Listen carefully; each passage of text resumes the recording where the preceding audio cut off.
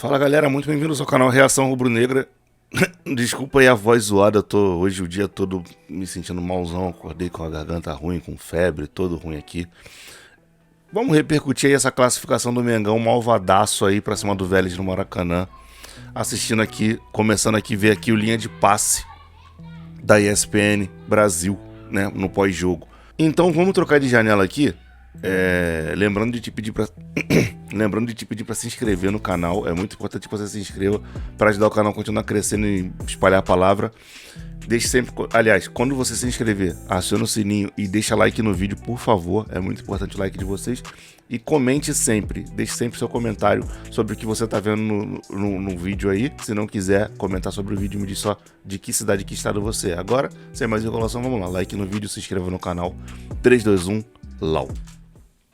Chegamos com linha de passe, tudo sobre a classificação do Flamengo. A decisão será brasileira. 2 times brasileiros em ação na final em Guayaquil, no final do mês de outubro, como aconteceu nas 2 últimas edições. O Flamengo precisava confirmar a sua classificação, confirmou e fez mais. Venceu o Vélez por 2-1 de virada, Maracanã com mais de 66 mil espectadores, usando ali um time alternativo, com alguns jogadores que ficaram de fora, outros que cumpriram suspensão, quer dizer, não foi aquela força máxima que o torcedor está acostumado. E tudo isso a gente passa limpo a partir de agora com a entrevista do técnico Dorival Júnior, com entrevistas dos jogadores daqui a pouquinho. 1h30 de linha de passe naquele pique, no pique dessa comemoração. O Flamengo, mais uma vez, finalista da Conmebol Libertadores, Eugênio Leal, seja bem-vindo. Boa noite, Paulo, boa noite, Biner, boa noite, Jean, fãs de esportes. O Flamengo aí comemorando a sua 3ª final de Libertadores nas últimas 4 edições da competição, né? Campeão em 2019, vice-campeão em 21 e agora tentando aí mais um título em 2022. Essa energia da torcida é muito importante. É claro que ela está comemorando, que ela está feliz, mas uma parte dessa torcida deve estar pensando: olha, dava para ter colocado o time reserva hoje, completamente reserva hoje, e ter apostado um pouquinho mais forte no domingo no jogo contra o Ceará. Essa é uma discussão que já pegou fogo desde a quinta-feira passada, né? Quando a gente terminou aqui a transmissão do jogo de ida. O Dorival Júnior não fez isso porque disse que tinha que colocar o que tinha de melhor em campo. Mas ele não colocou nem no banco de reservas Thiago Maia e Gabigol. Não, mas aí o Eugênio tá de sacanagem. O Thiago Maia e o Gabigol tá pendurado, pô. Tomar um cartão hoje e dá pra tomar cartão sentado no banco, fazendo uma merda no banco, você toma um cartão, falando besteira aí. Melhor, ele assumidamente poupou esses jogadores para evitar o 3º cartão, no que faz todo sentido. A decisão corretíssima dele de poupar. Mas poderia ter colocado outros também. A gente viu entrando no segundo tempo ali o Ayrton Lucas correndo muito, Marinho com vontade, fazendo um bonito gol. Eu acho até que esses reservas teriam mais vontade de jogar os 90 minutos do que os titulares que entraram hoje. No primeiro tempo, um pouco sonolentos, eu posso dizer assim. Mas o Flamengo está na final, tem que comemorar sim e pensar agora no que é prioridade para ele, né? Semana que vem tem semifinal de Copa do Brasil, tem uma boa vantagem não tão grande quanto a que tinha hoje. E vai seguir o Campeonato Brasileiro ou vai focar lá numa final de Libertadores no final de outubro? Boa pergunta. Tem bastante coisa ainda para acontecer no meio do caminho, os jogos, as rodadas do Campeonato Brasileiro, o jogo de volta contra o São Paulo, né, na semifinal da Copa do Brasil e, assim, a encaminhada a classificação, a decisão da Copa do Brasil pelo caminho também, você acompanhando momentos de festa, a divisão, né, da festa, da classificação, a final dos jogadores com a grande torcida do Flamengo, com a nação que mais uma vez deu o recado, lotou o Maracanã. Vitor Birner, boas coisas para o torcedor tirar do jogo de hoje. Torcedor e para vocês na imprensa. Dá para a gente tirar alguma coisa boa do que aconteceu hoje no Maracanã? Acho que dá, Paulo. Boa noite a você, ao Eugênio, ao Jean, aos fãs e às fãs do esporte. É claro, quando eu digo coisa boa, eu estou me referindo ao futebol, às escolhas, aos personagens. Coisa boa mesmo é a classificação do Flamengo com vitória de virada, né? Eu tenho dificuldade de exigir dos jogadores que atuam constantemente no time principal do Flamengo o que eu imagino que teria acontecido se tivessem atuado os jogadores da equipe alternativa. Porém, muitos desses jogadores atuaram e não foram tão bem assim. como a dupla de zaga. Vou dar um exemplo rápido. Ou como dos dois principais jogadores da janela de transferências do Flamengo, Vidal e Cebolinha. Coisas boas. Um segundo tempo com uma postura muito diferente do primeiro. E já adianta, a gente depois fala um pouco mais sobre isso. Eu coloco muito mais na conta da postura do que na questão técnica. A enorme melhora do Flamengo no segundo tempo relacionado com o primeiro. Outra coisa boa, não dá pra tirar, a atuação do Pedro. Mais uma vez, jogo após jogo, ele precisa de muito pouco para ser decisivo. Muito pouco, porque hoje quando ele faz o gol no primeiro tempo, ele não teve nenhuma chance clara. O Flamengo era melhor que o Vélez, mas não criava muito, finalizou 2 vezes em gol. E ele fez o gol, a gente está vendo o gol aí, num lance difícil de finalizar. Grau de dificuldade altíssimo para essa finalização. Ele não está de frente para a bola, para cabecear e escolher o canto, ele coloca a bola no ângulo, ele sobe marcado, tudo bem que o zagueiro não faz a melhor marcação, mas ele sobe marcado, 1 contra 1, a bola vem de trás e ela era indefensável para qualquer goleiro. Ela, por exemplo, era mais indefensável que o chute do Marinho, e se a gente for comparar a condição de finalização, essa era mais difícil que a do Marinho, sem tirar a mérito do Marinho, também marcou um belo gol no segundo tempo. E acho que algumas atuações boas também, Everton Ribeiro de novo mostrando grande futebol, João Gomes de novo também mostrando um futebol muito bom. O Flamengo jogou uma final leve, não teve clima de semifinal, para ser mais exato, não teve clima de jogo decisivo de mata-mata, porque já estava decidido. E aí, repito, não posso exigir do Flamengo ou dos jogadores que atuam constantemente o melhor futebol possível numa circunstância dessas. Eu esperaria mais daqueles que tiveram chance de mostrar que podem ser titulares. Esses não mostraram. Para mim, essa foi... Não entregaram. Não entregaram. Para mim, essa foi... a maior parte deles não entregou. Eu acho que essa foi a questão negativa. Tem muitas coisas positivas. O Flamengo já estava classificado, é finalista. Não sei se vai ser campeão, mas sei que é favorito na decisão. Tudo bem, Jean? Boa noite. Tudo bom, Paulo? Boa noite, companheiros. Pois eu acho que assim, num calendário como o nosso, com a exigência que existe no futebol brasileiro, a gente querer ficar exigindo grandes atuações em jogos resolvidos, em confrontos definidos, é até injusto. Então, é compreensível que, de repente, o Flamengo não tenha jogado como pode jogar, não tenha jogado no seu máximo, mas, para mim, o Flamengo formalizou a sua classificação à final da Libertadores com tudo aquilo que precisava fazer. Caneta o Flamengo não perdeu a invencibilidade, o Flamengo, pelo contrário, conseguiu vencer a sua partida.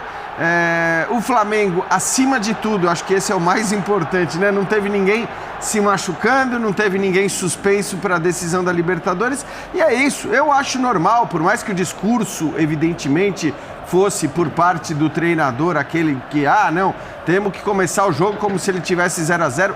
É claro que não tinha que ser assim, que não podia ser assim, porque num jogo que está 0-0, você, evidentemente, vai correr riscos que você não precisa correr quando o jogo está 4-0. Então eu acho que o discurso do Dorival foi perfeito e a atuação pode não ter sido perfeita, mas o Flamengo fez tudo o que precisava fazer. Ganhou, merecendo vencer, é bom que se diga, porque a vitória foi mais do que justa. Principalmente pelo segundo tempo? Principalmente pelo segundo tempo, mas mesmo no primeiro, se você for ver o número de finalizações e tudo mais, não é que, assim, o Flamengo não jogou bem no primeiro tempo? Não jogou. Mas também não é que o Vélez tenha feito uma partida maravilhosa, o Vélez tinha chutado uma bola no gol e estava vencendo por 1-0. Então o Flamengo fez tudo o que tinha que fazer e, acima de tudo, não viu nenhum prejuízo para a decisão. Exaltar também a postura do Vélez, porque a gente tem no Brasil muitas vezes essa mania de dizer que os argentinos vão querer transformar o jogo em porrada, vão querer provocar, vão querer esquecer o futebol. Não fizeram isso. Foi o que se viu. É um time que entrou em campo. Não foi porque estava eliminado, Jean, senão provavelmente o jogo teria sido muito mais tenso, muito mais brigado. Porque quando o jogo estava 2-0, 3-0, 4-0 na Argentina, a gente não viu porrada, a gente não viu o Vélez partindo pro extracampo. Então, acho que assim, isso a gente tem que ressaltar. Foram 180 minutos de... No final do jogo lá na Argentina, tinha uns caras tentando tumultuar, sim, no jogo lá.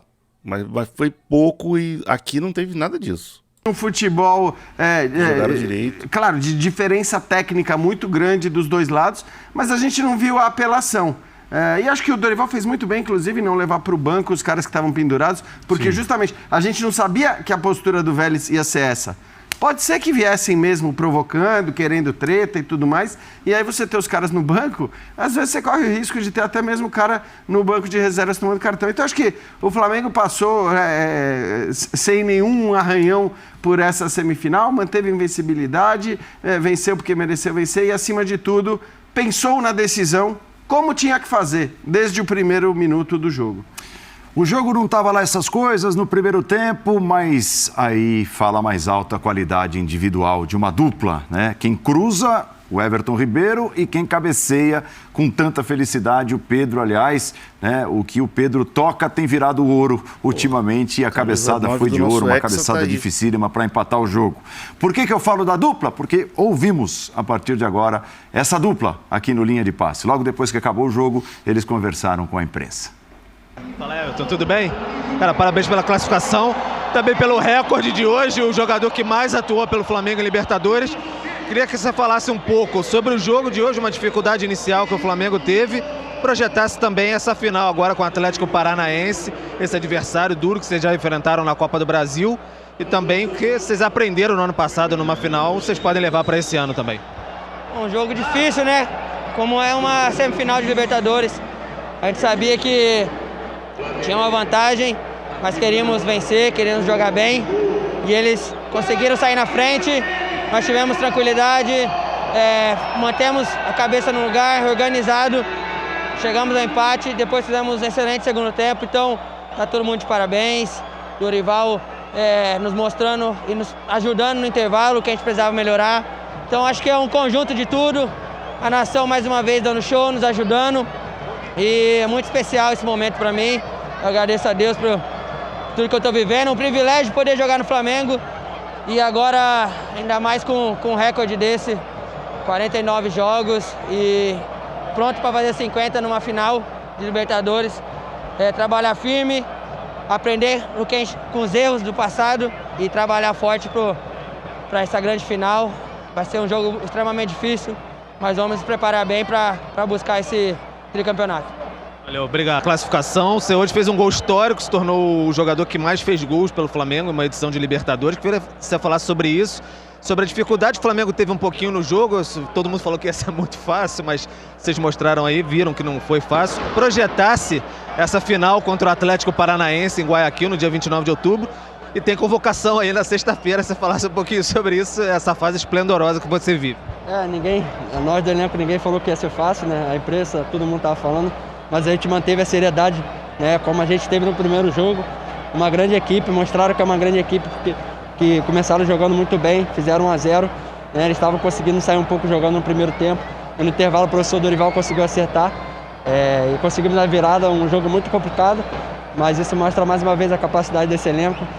Muito feliz com mais uma final, é a terceira final desse elenco na Libertadores, e espero poder conquistar mais títulos. E a convocação, estou muito feliz com esse momento que eu estou vivendo, a expectativa boa, mas como eu sempre falo, é continuar trabalhando, evoluindo, e se Deus quiser as portas da seleção vão se abrir. Valeu, obrigado.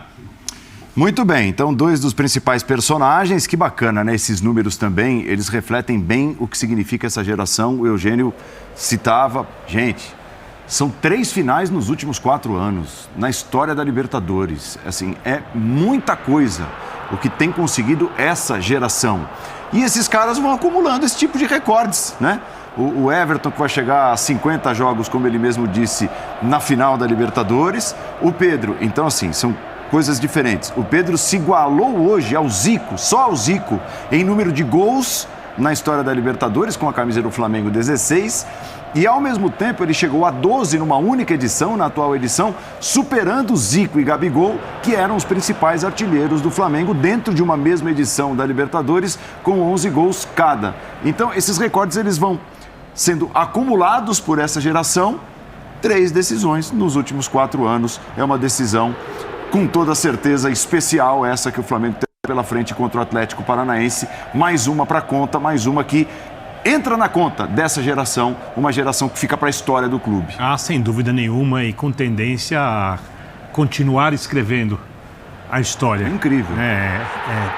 Acho que o Flamengo, inclusive, não chegou a uma decisão possível nessa trajetória porque estava num momento ruim, perdeu vaga nos pênaltis, era melhor que o Racing, tinha tudo para conseguir chegar e por coisas que são parte do futebol, até erros do próprio Flamengo ali, naquele momento, além da falta de sorte, tudo isso foi necessário para o Flamengo não ir a uma decisão. Eu acho que essa geração, ela vai continuar escrevendo essa história. Se a gente for pensar alguns jogadores que são referências, como o Pedro, se não for negociado, e o Flamengo, para negociar um jogador desses, provavelmente vai ter que receber uma proposta astronômica que permite ao clube contratar outro grande jogador. O Gabigol também é um jogador relativamente jovem, não é um jogador jovem, mas é um jogador que está muito longe de ter o seu momento de decadência. São jogadores que devem ficar aí por mais algum tempo, ou que podem ficar se a direção do Flamengo quiser, e são algumas das referências. Inclusive o Gabigol hoje é tema para depois, mas ficou muito claro como ele faz falta, mesmo na fase em que ele não está finalizando bem. Que como ele é útil na construção. Na construção, né? Como o entendimento dele com Everton Ribeiro, que joga ali do lado direito, né? Porque o Cebolinha joga mais do lado esquerdo, mas o Gabigol joga um pouco mais do lado direito, o Everton Ribeiro também joga ali, e o Rodinei também joga ali. O Rodinei está na melhor fase da vida dele pelo Flamengo, e a junção com o Pedro, como tudo isso funciona muito bem, né? Então, a tendência dessa geração, é cedo para a gente falar disso, mas chegar em mais decisões de Libertadores, porque nenhuma equipe de fora vai igualar o nível técnico do Flamengo, outra equipe do América do Sul. E aqui dentro também está difícil. Eventualmente alguma pode, sei lá, as coisas acontecem no futebol, faz uma loucura de investimento, né, e se endivida, ou de repente alguém faz uma SAF num dos clubes que não estão endividados. Aí eu estou pensando, por exemplo, no Palmeiras. A SAF no Palmeiras ia colocar mais de bi, provavelmente, mas eu não acho que o Palmeiras também queira uma SAF nesse momento. Então, a tendência é que o Flamengo mantenha esse elenco forte, e o elenco favorito a ganhar todos os campeonatos que disputar. Não vai ganhar todos, mas é um dos favoritos e vai chegar nas decisões. E essa decisão com o Atlético Paranaense, vou repetir meu comentário anterior, um jogo só torna tudo muito mais imprevisível. Se fossem 10 jogos, eu garantiria que o Flamengo ganharia mais jogos do que perderia com o Atlético Paranaense. Se fossem 5 jogos, também garanto que o Flamengo faria mais pontos em confrontos diretos contra o Atlético Paranaense do que perderia. Um jogo só torna a situação mais arriscada, mas o Flamengo tem mais time, tem mais jogador para resolver, tem mais jogador acostumado à decisão de Libertadores, vai ter a torcida muito maior, provavelmente. Não sei como vai, mesmo com a venda de ingressos igualitária, provavelmente, entre as equipes, vai ter uma torcida muito maior em Guayaquil e vai entrar em campo como favorito. Se vai ser campeão, eu não sei. Mas que é o favorito, sem dúvida nenhuma. Inclusive, o resultado de ontem do Atlético Paranaense e Palmeiras, para os flamenguistas, foi favorável, porque um jogo contra o Palmeiras seria mais difícil. Vamos ao Maracanã, acionando Paulo Calçade, que se junta ao time de comentaristas do Linha de Passe a partir de agora, diretamente lá do palco. Impressionante como esses caras ainda estão nessa de jogar contra o Palmeiras, é mais difícil. Que esteve na transmissão do jogo com exclusividade aqui na ESPN e no Star Plus, chega também com as primeiras considerações depois da virada do Flamengo e a confirmação da classificação. Tudo bem, Xará? Bem-vindo. Olá, Paulo. Olá, companheiros. Olá para vocês todos que nos assistem. Bom, havia uma expectativa gigantesca no Rio de Janeiro, no Maracanã, no Brasil todo, de um Flamengo repetindo, que aqui fosse, né, o terceiro e o quarto tempos daquele jogo de Buenos Aires, então mais 3, 4, 5, e não foi essa a realidade, por 2 motivos. Primeiro, pelos desfalques, eu não estou nem considerando os 2 zagueiros aí, sim, a ausência de Thiago Maia e de Gabigol. Thiago Maia porque mexeu muito no posicionamento do João Gomes, que é um baita jogador. O Zinho observou muito bem isso. Quando ele vai para uma outra função no meio de campo, um pouquinho mais adiantado, ele até rouba uma bola para o gol. Então é um jogador que está numa fase incrível. E era um meio de campo do Flamengo transformado. Primeiro, por não ter o Thiago Maia. Então, o que faz o Dorival? O Dorival tenta a manutenção do sistema, do formato, só que com outros jogadores. Então, ele coloca o Cebolinha e o Vidal. Cebolinha para agir como o Gabigol. Não dá. Cebolinha é um jogador ainda que precisa daquele espaço onde ele jogava, do lado esquerdo, 1 contra 1, aquele tapa na bola, uma organização a partir do lado esquerdo. Cebolinha estava circulando pelo ataque, como faz o Gabigol. Só que o Gabigol potencializa o jogo de todos os outros. Melhora o jogo do Pedro, melhora o jogo do Arrascaeta, se entende com o Everton Ribeiro. O jogo até do Everton Ribeiro estava um pouquinho para baixo hoje. talvez em função disso também. E de uma preocupação de um meio de campo que não estava marcando bem.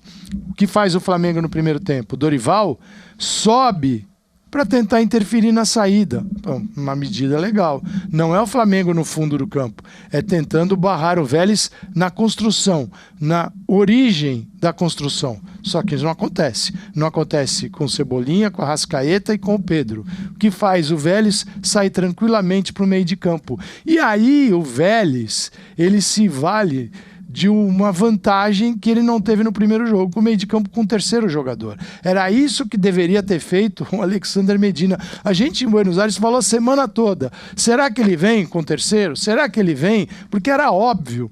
Onde o Flamengo é muito mais forte, ele tinha que barrar o Flamengo. Não, ele vem com 2 volantes que ficaram exaustos, porque é um jogo construído pelo lado na Argentina, vazio no centro do campo, onde o Flamengo deitou e rolou. Hoje ele vem com Florentin, um terceiro jogador, Garajaldi e o Cáceres. E aí ele tem marcação para Arrascaeta, ele tem marcação para Vidal, ele tem marcação para Everton Ribeiro. Foi um primeiro tempo um pouquinho mais difícil, mas pelos comportamentos do Flamengo também.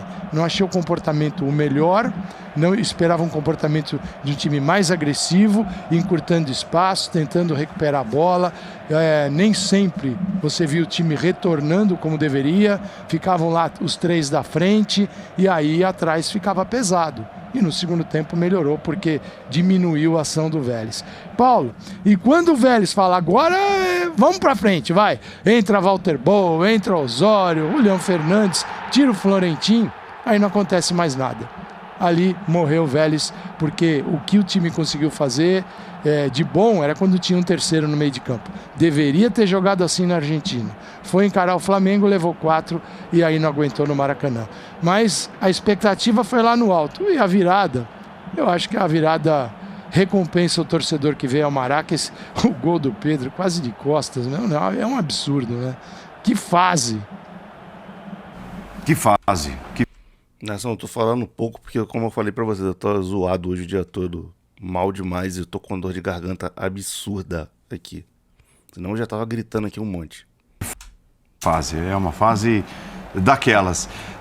Vocês concordam com a avaliação do Vitor Birner a respeito da ausência do Gabigol, hoje ter feito falta, principalmente na construção das jogadas? Eu acho que a primeira falta que ele faz é da entrega dele, da energia que ele coloca no jogo, que eu acho que faltou um pouco no time, especialmente no primeiro tempo. E aí faz falta o encaixe com os jogadores que atuam por ali. Sim. Com o Everton Ribeiro e com o Rodinei, que passou o tempo todo. Toda hora passou, mas não conseguiu gerar exatamente um grande lance, assim, um gol dali. Pela quantidade de vezes que ele chegou à linha de fundo com bola dominada, acho que faltou alguém ali que entendesse esse movimento dele para se posicionar, para receber essa bola, ou puxar marcação para um passe para uma outra pessoa. Eu acho que é muito disso, da personalidade dele em campo. E aí, é uma outra questão. O Cebolinha. O Cebolinha foi um dos melhores em campo contra o Ceará no final de semana. Só que jogando do outro lado. Então, essa é a questão. Ele vai muito melhor do lado esquerdo. Mas assim, por isso que eu falo aqui, de colocar o time inteiro que vem jogando o brasileiro e não mesclar. Porque quando você mescla, da maneira como mesclou, já mudou o João Gomes de posição. Né? Você já tem que botar o Cebolinha do outro lado, porque normalmente você joga com Marinho pela direita, Cebolinha pela esquerda, e vinha jogando o Lázaro pelo meio, né? O Lázaro saiu, jogou o Gabigol no domingo. Então são jogadores que não estão encaixados. Ele desencaixou o time e aí demorou, né? Como o Paulo falou, para voltar. Então eu acho que a ausência do Gabigol passa muito por isso. Pela energia dele, que às vezes é excessiva e faz mal a ele e consequentemente ao Flamengo, pelo encaixe dele, mas pelo fato de que ele foi obrigado a mexer. Então ele tem um time que está encaixado jogando brasileiro e tem outro time que está encaixado jogando Copas. Quando ele mistura muito esses times, a coisa não encaixa, não joga nem tão bem quanto um, nem tão bem quanto o outro. E hoje eu acho que, repetindo, né, ele tinha que misturar, porque a partir do momento que ele resolveu escalar a equipe principal, ou manter aqueles que ele podia escalar da equipe principal, Thiago Maia e Gabigol, para mim, assim, ele não tinha mesmo que nem levar o banco de reservas, como eu disse, os outros dois estavam suspensos. Eu concordo contigo, já. Ele não tinha que levar. Mas o discurso dele foi o discurso seguinte: eu não posso correr o risco de colocar algo que não seja diferente do melhor que eu tenho à disposição. Ele falou isso porque lembrou do Cabanas. Não é por aí, ele pode. Ele sabe que não é por aí. Mas eu acho, eu acho que a gente leu a entrevista sabendo que ele não pensava exatamente isso, né? Que ele não pensava que esse jogo começava 0-0, que tinha que ser tratado da mesma maneira. Eu tenho certeza absoluta que no vestiário ele falou: gente, a gente vai ter uma final depois desse jogo e, evidentemente, vocês não podem correr riscos que talvez fossem necessários num outro contexto, mas que não iam ser necessários nesse contexto. Por isso, né, a ausência do Gabigol é completamente justificável. Acho que ele faz mais falta mesmo na questão da criação, da armação. E você tem razão em relação à energia, né, a esse vigor que ele tem em campo, muitas vezes exagerado. Mas hoje também acho que era normal, apesar de todo o discurso do Dorival, apesar da presença de um Maracanã, né, lotado, acho que era normal, você sabe que o jogo está 4-0. Então não tem jeito, a gente passou, né, uma semana falando isso. Não adianta, por mais que o discurso seja por mais que semifinal de Libertadores, não sei, a gente sabe que estava 4-0. Então eu também entendo que o tal do vigor ele seja menor, e talvez, eventualmente, né, Eugênio, fosse até menor por parte do Gabigol, porque era um contexto diferente. Você entra para jogar 90 minutos com 4-0 de vantagem contra um adversário muito mais frágil. Então, acho que o jogo se resolveu na primeira partida e concordo plenamente com o Calçade em relação à postura do Vélez no primeiro jogo, né? Cara, é óbvio, assim, aí é uma questão que o Cacique... Acho que perderia da mesma forma. Claro. Mas seria um jogo... Da mesma forma, a gente perderia. E o Medina teve recentemente no futebol brasileiro. Não dá nem pra dizer, mas o cara de repente foi surpreendido. E outra coisa, né, Paulo, assim, estamos falando do Flamengo, né? Não estamos falando de um time que pode ser muito conhecido. Vou citar o exemplo, sei lá, do Fortaleza. Muito conhecido, as qualidades e capacidades do Fortaleza, muito conhecidas no cenário nacional, menos conhecidas talvez lá fora, pelos técnicos de fora, apesar de jogar competições internacionais também. Mas o Flamengo, ainda que ele não tivesse trabalhado no Brasil, acho que ele tinha que saber a qualidade, o valor, e tinha que tentar jogar em casa como tentou jogar fora. Eu gostei muito de uma das suas primeiras intervenções hoje, Calçade, na transmissão, que você disse assim: o Medina está só 90 minutos atrasado em relação a ter tomado uma boa decisão. Você disse lá no comecinho do jogo hoje, Paulo. Ele atrasou 90 minutos e 4 gols. Aí já era, né? Porque assim, isso era claro para quem vê o Flamengo, quem acompanha o Flamengo. No nosso caso, a gente chegou na Argentina se imaginando que aquilo seria o óbvio. Aí você vai para as escalações do Medina, o Medina assume a partir das oitavas. Então o Medina tinha, até encarar o Flamengo, 4 escalações. Ele tinha contra o River e contra o Tajeres. E ele encontrou o time. Era esse time: Orejano, Hanson, Walter Bou e Prato. E 2 jogadores no centro. Mas contra o Flamengo não ia funcionar. Porque no setor onde o Flamengo tem João Gomes, ele tem Everton, ele tem o Gabigol passando por ali, o Arrascaeta dando aula, ele tem uma associação tão rica, era o setor vazio. Por quê? Primeiro porque nesse formato é um time que ele se constrói com o Orejano e com o Hanson, que ou aprofunda ou vem ali tentar uma saída mais rápida. Os 2 volantes não iam produzir e encarar o Flamengo sozinho. Então, sim, ficou o Walter Bou perdido, o Prato lá na frente batendo no muro e o Flamengo tocando a bola. Quer dizer, no pit-pit-pó, diria os Osmar Santos, né? Ali, um negócio absurdo o Flamengo.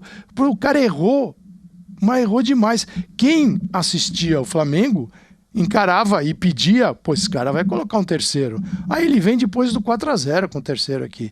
E é claro que incomoda mais o Flamengo, sobretudo pela postura. O Flamengo subia os 3 para marcar, os 3 não marcavam a saída, Pedro, Cebolinha e Arrascaeta, a bola saía com a maior tranquilidade, já eliminava 3 jogadores do Flamengo na marcação, e aí pegava um meio de campo, fazendo o Vidal correr para um lado para o outro, o Everton Ribeiro e o João Gomes. Não foi legal. os retornos lentos. Aí no segundo tempo a coisa melhorou. Melhorou porque eles conseguiram filtrar o Vélez já não finalizou tanto, e quando o Medina aí vai pro... vamos ver o que acontece? O time deixou de jogar, porque ele perdeu, não a superioridade numérica, mas ele ofereceu ao Flamengo recuperar aquilo que aconteceu no primeiro jogo. Claro, sem aquele brilho. O Flamengo errou muito passe hoje, viu? Muito passe. E naquele campo ruim da Argentina tava uma delícia. Mas tá aí, passou, venceu. Eu acho que atende um pouco a expectativa da torcida. Eu acho que tem que entender isso também. Eu me posicionei, eu acho que o Dorival tá certo. Eu acho que passar pro elenco essa seriedade de semifinal de Libertadores, nós já vimos aqui o que o comportamento baixou, mesmo ele insistindo demais nisso. E se ele vai com um time totalmente reserva, no segundo tempo, quando ele começa a trocar, ele vai ter que pôr os titulares, porque ele já não tem 4, já não tinha Gabigol, não tinha Thiago Maia, 2 zagueiros. Então um Dorival que o Flamengo deu um recado, né? Foco total na Libertadores. E a vantagem do Flamengo é já ter enfrentado o Atlético Paranaense do Felipão 2 vezes, porque o Flamengo sofreu ali, não foram jogos fáceis, jogos que a gente pode discutir, quantidade de finalizações, mas os 2 placares muito justinhos. Então isso eu acho que dará ao Flamengo num jogo único, uma atenção especial. E eu começo a imaginar aqui como é que vai jogar o Felipão, viu, Paulo Andrade? Eu acho que essa questão eu não sei se a gente vai entrar nessa discussão de novo, mas eu entendi perfeitamente o que o professor Calçade disse. Eu discordo, já falei disso mais de uma vez, com essa questão de usar o time principal hoje. A mensagem que o Dorival passa, essa é uma delas, mas eu posso olhar o copo meio cheio, também posso olhar e falar, opa, jogadores do time alternativo, não falar, será que não sirvo para jogar uma semifinal de Libertadores contra esse Vélez, depois meu time meter 4-0? Então, tem várias mensagens, tá? Tudo é possível de ser interpretado, cada um do seu jeito, é uma coisa muito individual a interpretação. O que me chamou a atenção hoje, na situação do Cebolinha, jogando mais pelo lado direito, não quer dizer que não vai funcionar outra vez se for escalado ali, eventualmente o Gabigol por algum motivo não pode jogar, né? E o Dorival precisa ter uma alternativa que funcione. E é inegável, né, Birner, que num jogo como esse, tá, aí nem tô levando em consideração aqui a parte tática, se estava pela direita, pela esquerda, enfim, mas assim, o torcedor lê a escalação, não tá o Gabigol, mas tá o Cebolinha, ele espera alguma coisa a mais do Cebolinha. Então, e não aconteceu, né? Não aconteceu. E não estou dizendo que se ele jogar de novo pela direita, não pode acontecer. Eu sei... Não é só pela direita, tá? É numa função mais centralizada. Perfeito. Da direita para o centro para a direita, para o Rodinei passar. Porque aqui é um losango, no time de hoje é um losango, no time que ele vem jogando é um 4-3-3. Marinho de uma ponta, ele na outra e um centroavante. A minha dúvida é a seguinte, essa é uma dúvida que o jogo me deixou. E eu repito, eu acho que o Everton Ribeiro, jogando no losango, pela direita para o centro, jogando no lugar onde ele tem um pouco mais de dificuldade, do lado esquerdo, a única coisa que eu tenho certeza que ele tem mais facilidade. Se o Flamengo tem um jogo em breve e precisa jogar sem o Gabigol, começa desse lado direito o Everton Cebolinha ou começa o Marinho? Ele muda o desenho ou ele não muda o desenho? Eu acho que o jogo deixa algumas dúvidas, porque eu entendo, exatamente porque o Flamengo estava classificado e por ser um jogo grande, que o Dorival tenha testado situações ou...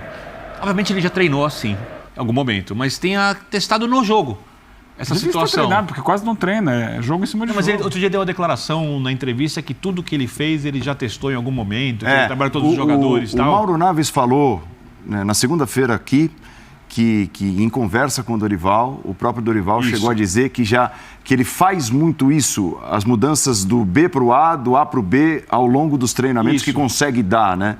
São pouquíssimos. Essa é a questão. Então ele viu isso e eu acho que em algum momento no treino funcionou. Eu fiquei com a dúvida, porque no final das contas é que a gente não compara os jogadores, porque são jogadores de qualidade diferente. Mas se você olha só para o jogo de hoje, e não é só para o gol, só para o jogo, você olha, na direita o próximo jogo é o Marinho e o Cebolinha no banco se o Gabigol não estiver ali. Ou se o Pedro não puder jogar eventualmente por algum motivo, o Gabigol vai para o comando do ataque e quem joga na direita? O Marinho, ou ao muda o sistema. Então, O jogo deixa ali algumas dúvidas, alguns recados que não são definitivos, mas eu acho que vale pra gente refletir um pouquinho, porque o elenco é muito rico e o Flamengo tem que sempre poder colocar um time capaz de pegar uma equipe como o Vélez e se impor durante os 90 minutos até classificado num jogo em que não dá para exigir do atleta o mesmo nível de empenho. Já faço para ti, Jean. Para quem não entende, quando eu falo de empenho, eu não estou falando de empenho intencional. É lógico que o jogador entra ali para fazer o melhor possível. Mas a gente não pode imaginar que o jogador vai chegar no nível de concentração num jogo de estadual. Não estou comprando um jogo de estadual, mas só para dar um exemplo mais radical. Extremo. Isso, Perfeito. num jogo de estadual que você vai esperar do jogador num mata-mata e que o time precisa do resultado, etc e tal. Então, dá para entender porque os jogadores, mesmo querendo jogar bem, não conseguiram chegar no ápice da sua concentração, Jean. Desculpa. Não, imagina.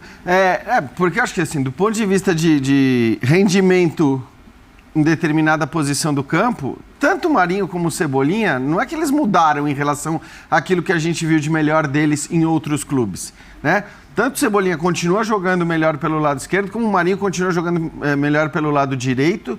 Claro que o Marinho ainda muito distante do melhor Marinho que a gente já viu, mas houve as tentativas do Paulo Souza, né, de com o Marinho colocá-lo ali pelo lado esquerdo, também ele não funcionava. Então, eu tô contigo. Olhando para o fato de que a gente está chegando numa reta final de temporada, se ele precisar dessas soluções, né, do cara mais rápido, mais agudo pela esquerda, me parece que o nome mais indicado é o Cebolinha. Se precisar pela direita, me parece que o nome mais indicado é o Marinho. E claro que ele pode tomar essas decisões também de acordo com o adversário, com a fragilidade, né, do lado da defesa adversária que ele considera mais frágil. Então, eu acho que essa dúvida talvez vá se dissipando na cabeça, se é que ele tinha essa dúvida. Uma dúvida que pode estar nascendo para mim pelo jogo de hoje é aquilo. A gente sempre falou muito, né, da melhora do Flamengo do ponto de vista defensivo pela presença de Thiago Maia e João Gomes.